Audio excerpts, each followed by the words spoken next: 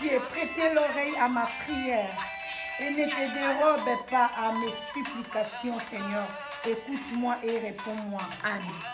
Bien-aimé dans le Seigneur, je suis votre bien-aimé évangéliste Anne Kalambai.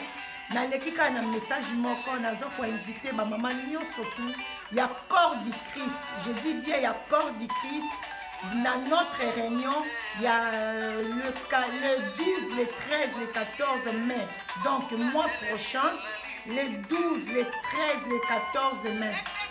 Ba mama tolo na se, mama tolo na se, moi c'est Seigneur, allez la miséricorde, ya bomo na ye, moi c'est Seigneur, azala tango noso na se, na makolo na nzambe pona koluka boni ngwa nzambe, pona libota na ye kobosa na te mama mukolo wana, likolo na kwa Yesu masi atali na se amoni basi baza kolela ye.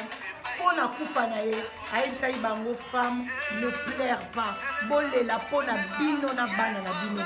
Na église même na sika oyo tozali bien aimé tokoyeba ko recevoir ba mama nyonso ya église nyonso parce